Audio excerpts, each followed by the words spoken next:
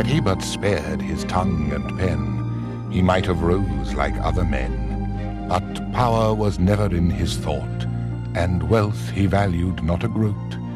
Ingratitude he often found, and pitied those who meant the wound, but kept the tenor of his mind to merit well of humankind, nor made a sacrifice of those who still were true to please his foes.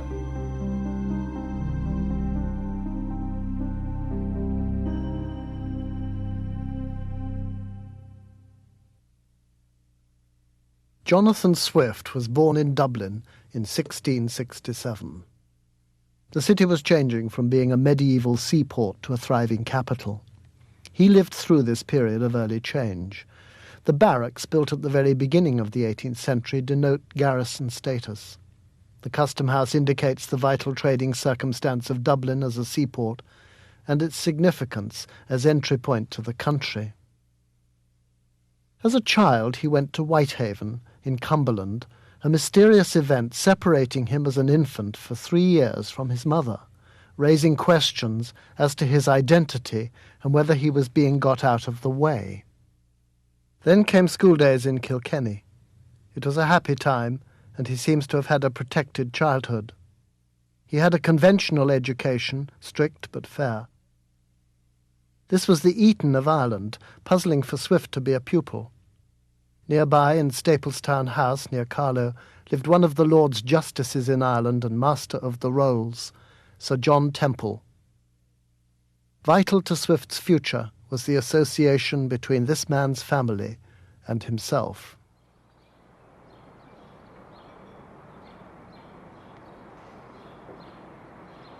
Swift was a student here at a time of great intellectual excitement and upheaval. At the end of the 17th century, societies and individuals sought to explore the nature of things.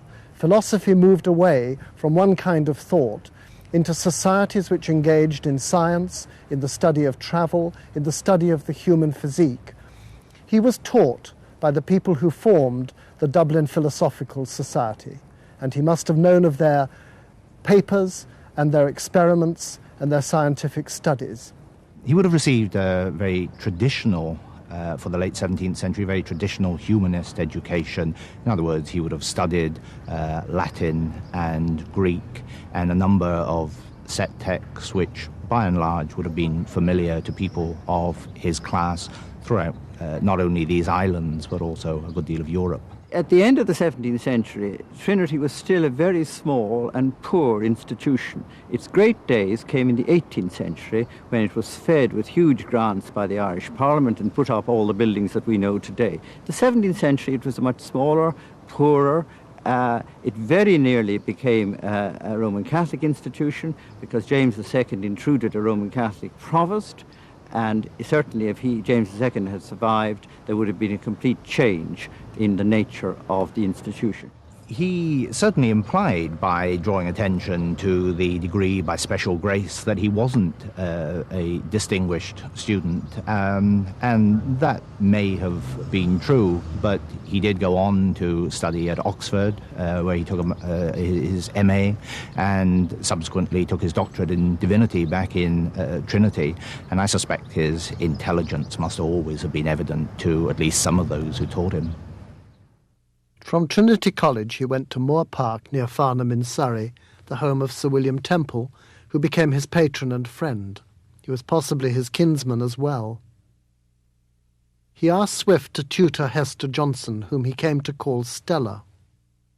She was sickly from her early childhood until about the age of 15, but then grew into perfect health and was looked upon as one of the most beautiful, graceful, and agreeable young women in London, only a little too fat.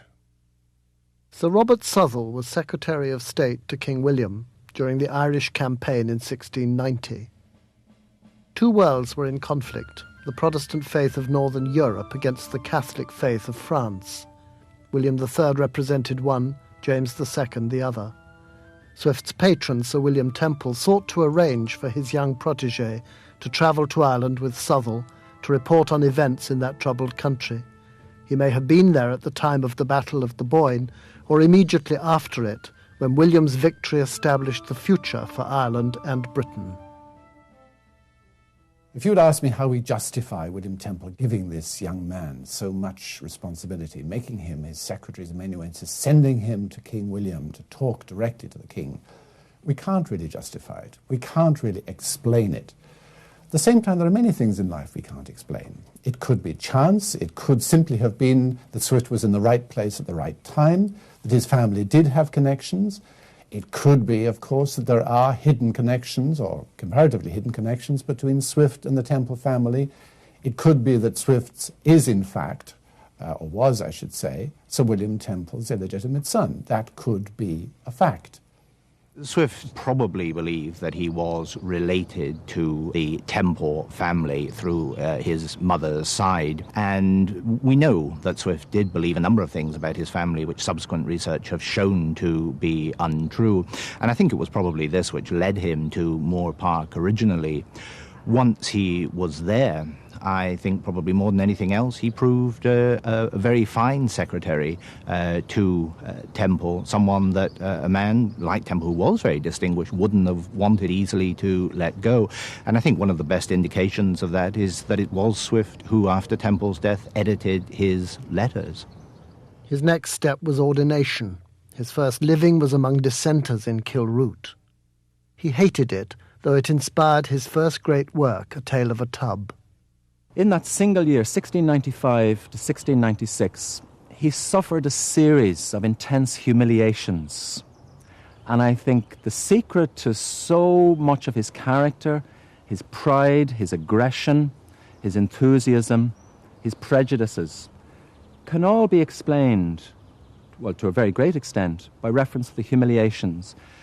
Humiliations in love, humiliations in politics, and humiliations in religion.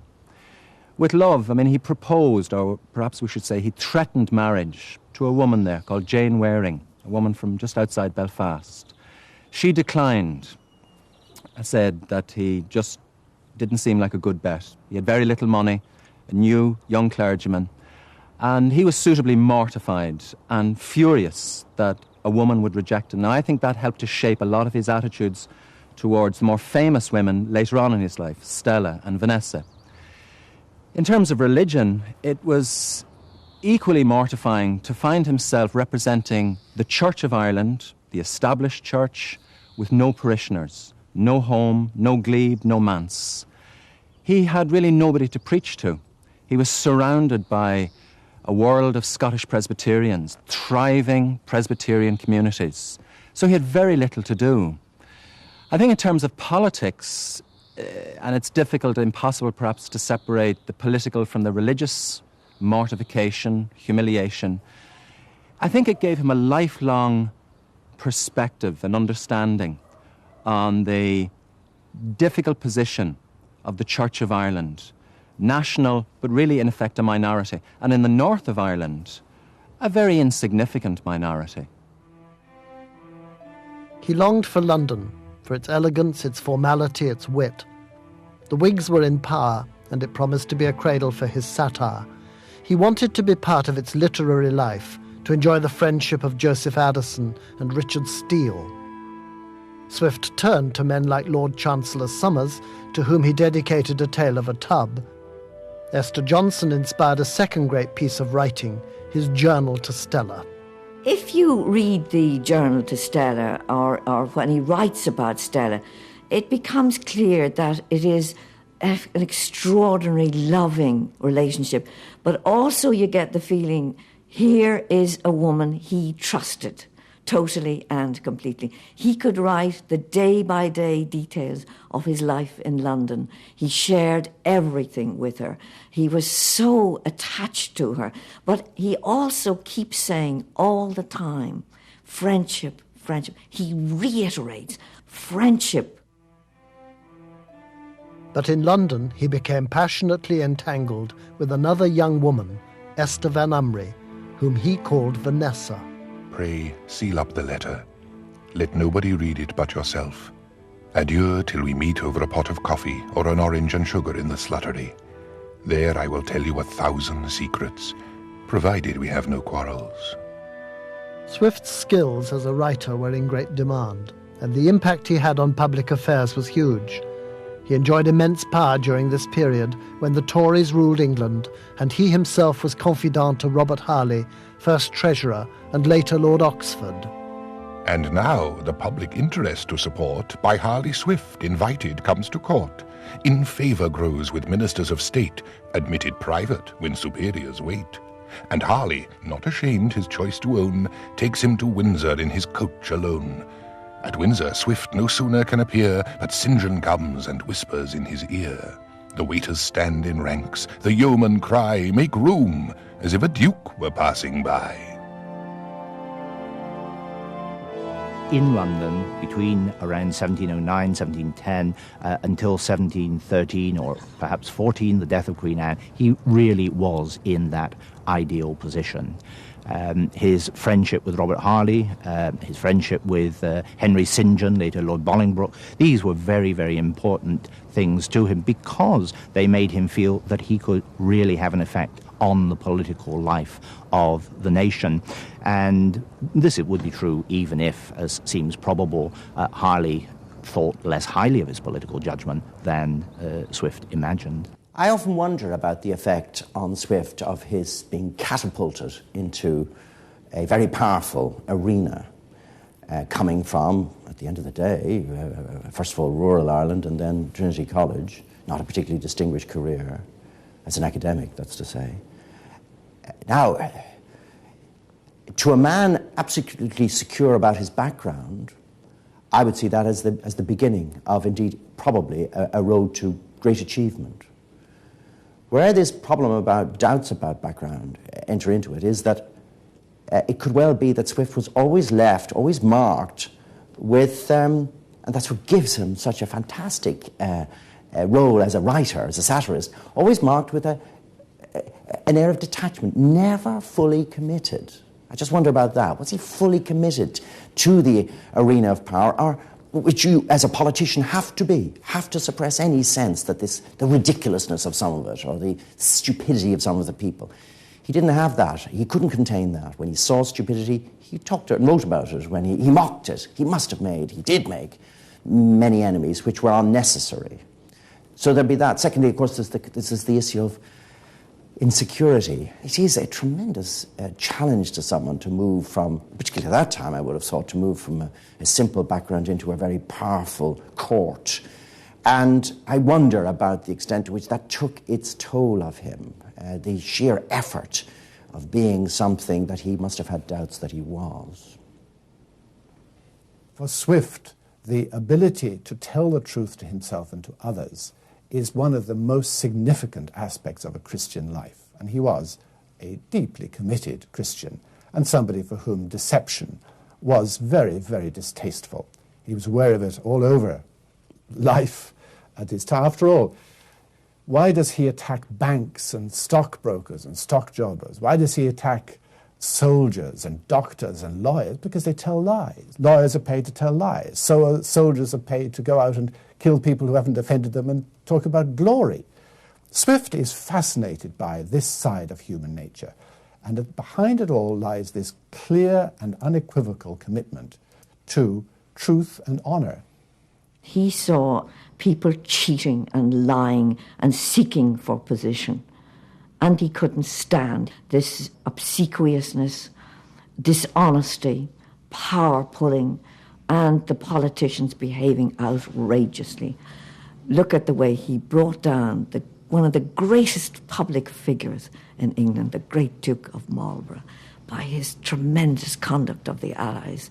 Fantastic piece of writing. Even today, if somebody wrote that about a politician, you would die.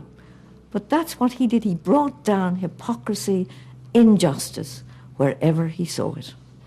At the end of Queen Anne's reign, when his friends in the ministry that was serving her were displaced by the Whigs who came in, and he was forced to resume a position he considered to be exile as Dean of St. Patrick's in Dublin. From that point onward, he feels himself to be in a strange country, even though it's the country of his birth, in which he finds it very difficult to become comfortable. There's a question as to whether he ever does become comfortable. He retired into the comparative safety of the deanery and the great library which stood nearby. The library was founded by Narcissus Marsh, provost of Trinity College, when Swift was there as a student. Swift had detested him. Though Swift was crushed for a time by adversity and felt himself to be a hunted man, suspected of Jacobite sympathies, order gradually returned. As a compensation, he was reunited with Stella. She gave him the abiding comfort of her friendship and support. And now he had the additional passionate love of Vanessa, who returned to the abbey at Selbridge, bought by her father, a Dutch merchant. "'Tis not in the power of art, time, or accident to lessen the unexpressible passion which I have for you. Put my passion under the utmost restraint, send me as distant from you as the earth will allow, yet you cannot banish those charming ideas which will ever stick by me whilst I have the use of memory. Nor is the love I bear you only seated in my soul, for there is not a single atom of my frame that is not blended with it. Therefore don't flatter yourself that separation will ever change my sentiments, for I find myself unquiet in the midst of silence, and my heart is at once pierced with sorrow and love." This is the river Liffey above Selbridge, and behind me there is the weir, the sluice gates, and the mill race which supplied the mill below the house. The house, Selbridge Abbey, was the home of Vanessa, the name given by Swift to Esther Van Umry, the woman he loved, whom he first fell in love with in 1707. Swift's exchange of letters with her is one of the great love exchanges in the world of letters. On one occasion, writing to her in 1720, he refers to the land and the gardens here and says, "I wish I were to walk with you 50 times about your garden and then drink your coffee." Drink your coffee was a code for their love affair and for the loving talk and affection they showed to each other. He didn't do anything for a long time when he came back to Ireland. He was very embittered and really stayed very quietly. And then I think as he got to know the place better and his people got to know him and his great acts of charity, you know, he helped so many people, he assisted. He was a great favourite. In Dublin, to have Swift at your dinner table, to be invited to Swift dinner table, to take part in the great games and tricks that he played, people looked up to him. He was a great figure. Almost immediately. Again, I think his genius was recognised. He gets to know Ireland. He's very bitter about England, and he sees the injustices. And the one thing he could not stand was hypocrisy and injustice. And he saw that and began the Drapier's letters. And then he became a folk hero because the local people recognised that he was their hero. He was fighting their cause, and he didn't give a damn about anybody. Increasingly, I think Swift did see that he could fulfill a political role in Ireland that would allow him to influence political events in the way in which he thought a writer should. The way in which he did it was by an act of the imagination, and I don't think when he began writing the Drapier's letters that even Swift could have imagined the popular appeal that they would have had, though by the time he finished writing the series, he was certainly well aware that they had that popular appeal. I think it was his ability to imagine himself, as he so often did in his writing, as someone else, the famous Swiftian persona, in this case, the middle-class Dublin tradesman whose common sense, non-theoretical, practical attitude towards politics led him to certain political solutions, which, of course, were those Swift already had. He was able to defend Irish interests against those of the very same kind of Whig politicians who had displaced his friends at the end of Queen Anne's reign. In the 1720s, he could defend Irish interests against the interests of the Whig mercantilist English government, and thereby become identified with the interests of Ireland, an identity that he's retained in a somewhat rocky way for the last 250 years. I think his interest in the political angle was partially, if not totally, activated by his pastoral experience here in the Liberties. For example, the weavers in the Coombe were in great poverty because of the restrictions on the exports. You know, at that time there was restriction on the Irish exports lest they should endanger the English exports. And so Ireland suffered a grave injustice. And Swift, noting all this, did all in his power to relieve that poverty.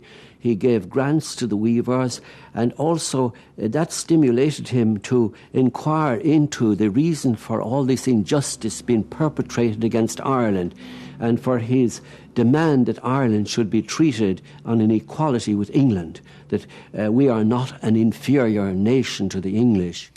This makes for the possibility, after his death, that his rhetoric, which is very anti-English, can be taken up by Irish nationalists and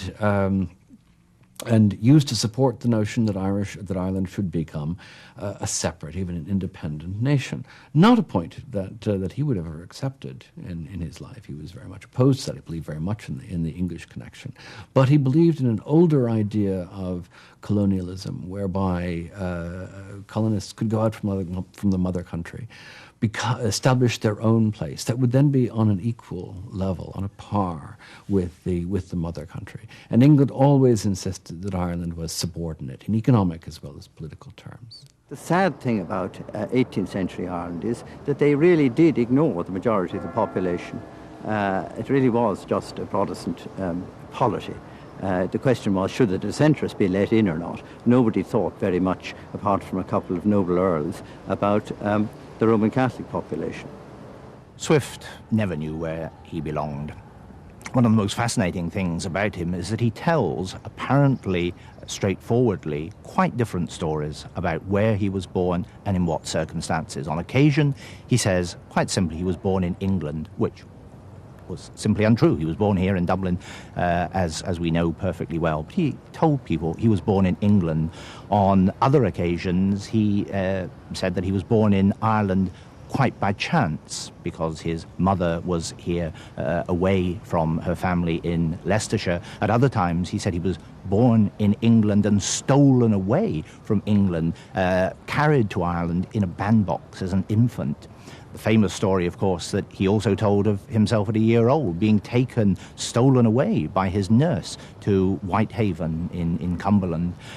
Swift believed that story. Perhaps he believed all of these stories at different times, but they're not reconcilable. And I think these stories in themselves indicate something of the very real ambivalence that Swift had towards Ireland. He's like so many of us in terms of relationship between these islands. He has a foot in both islands. He's unhappy with both places. He writes of coming back here in the bleakest of visions, but at the same time scarifying when he's here about Westminster and its fallibilities and failures.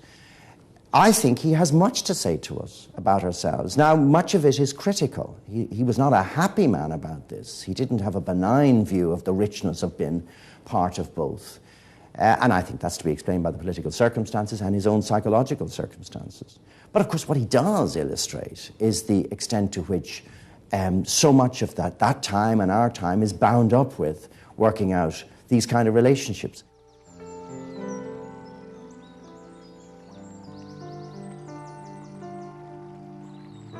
I do declare I have so little joy in life that I don't care how soon mine ends. For God's sake, write to me soon and kindly. For in your absence your letters are all the joy I have on earth. And sure you are too good-natured to grudge 1 hour in the week to make any human creature happy. Think of me and pity me.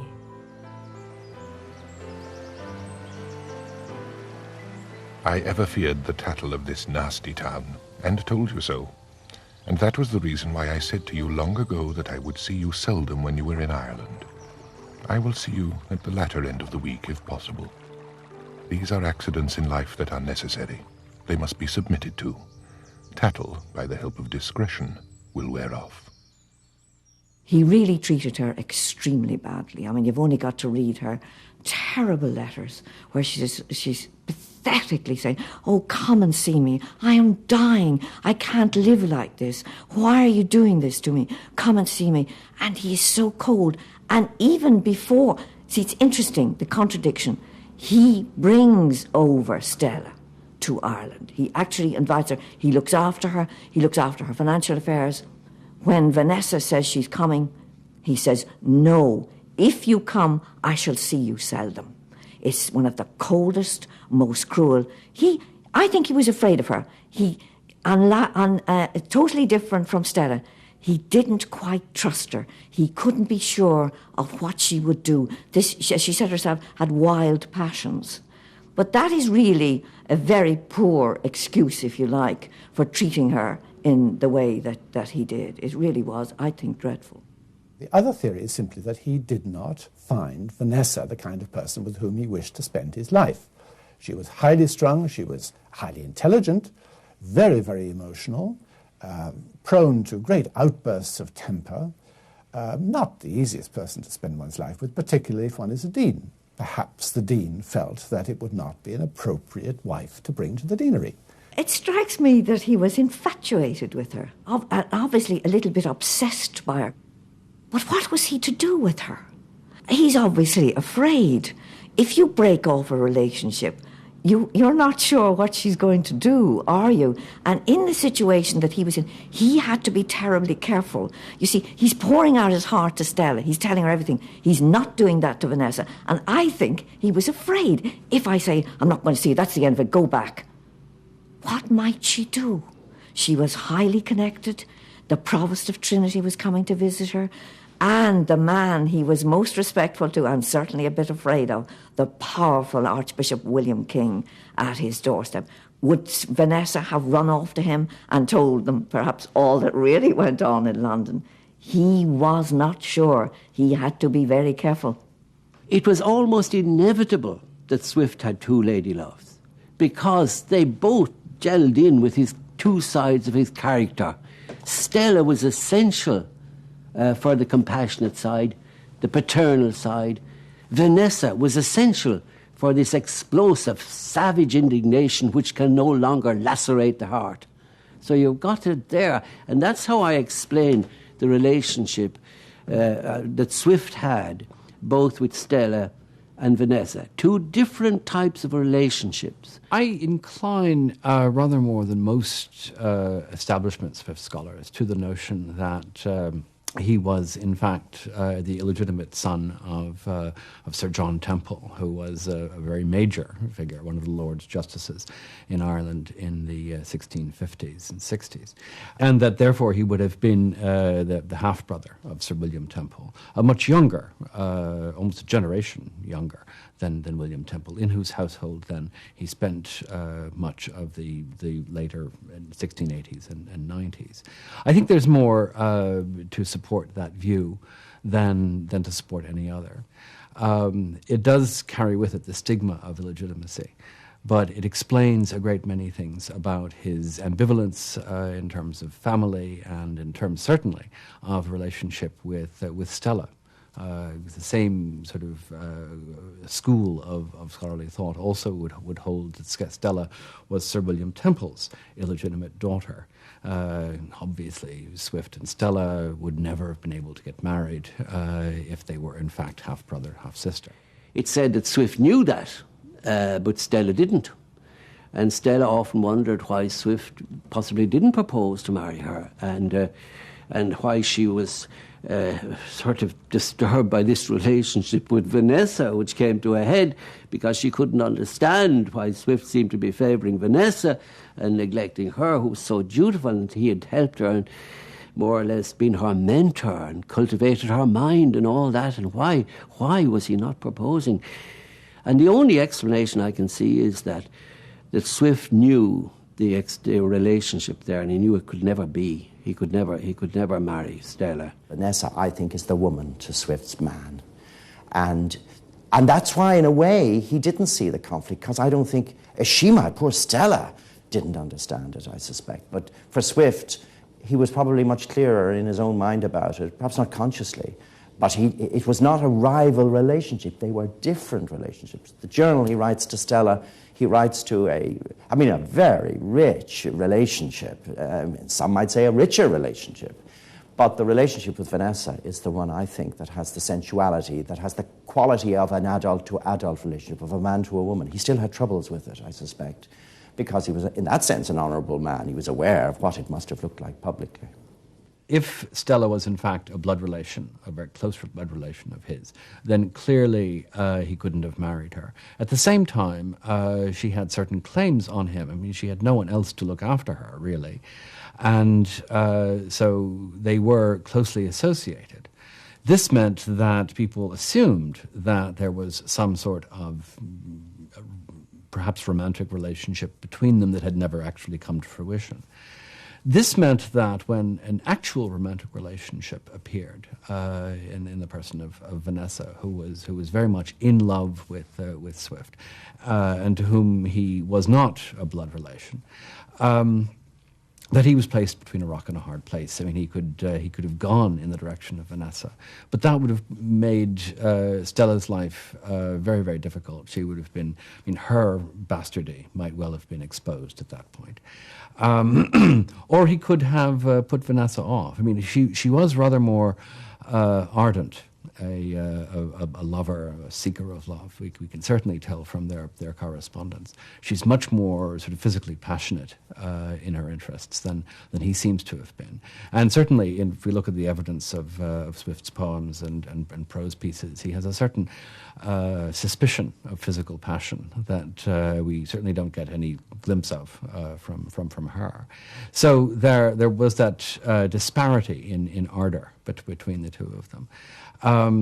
But of course, what ultimately broke them up, Vanessa and Swift, was the notion that she insisted upon knowing precisely what the relationship was between him and Stella, and that he was never willing to disclose. Further evidence, in my view, of the notion that in fact they were related, but that their common bastardy was something that simply could not be brought out without enormous disgrace, and in Swift's case, the loss of his position and completely in society. I think he was a very, very interesting person who, I think as George Orwell put it once, stopped short just this side of madness.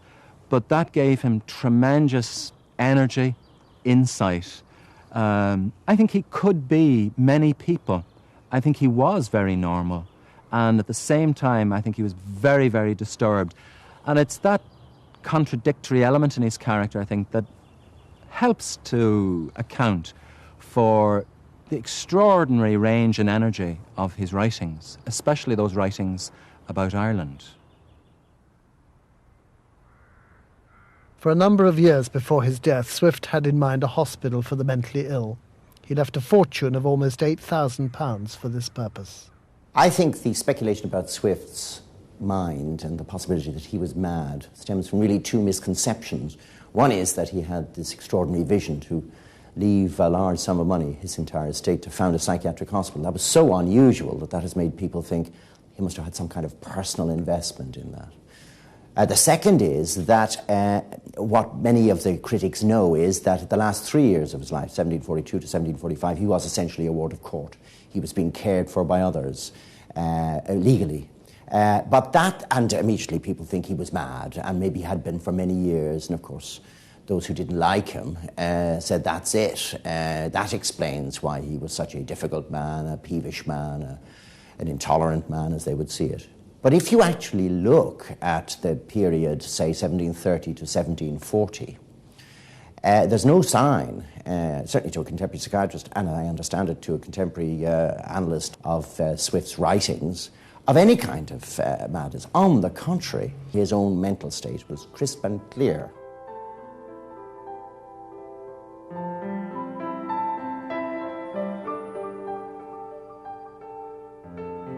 I remember when I was a little boy, I felt a great fish at the end of my line, which I drew up almost on the ground. But it dropped in, and the disappointment vexes me to this very day. And I believe it was the type of all my future disappointments.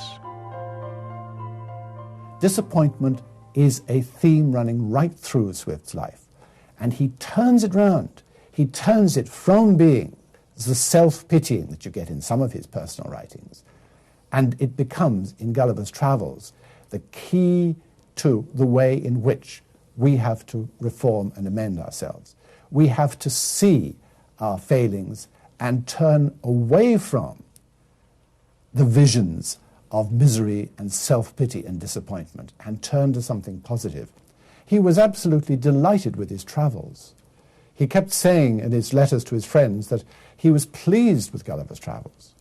And he was particularly pleased when he heard, after Gulliver's Travels came out, when he was in London, he heard that one Irish bishop had said to another that he didn't believe a word of it.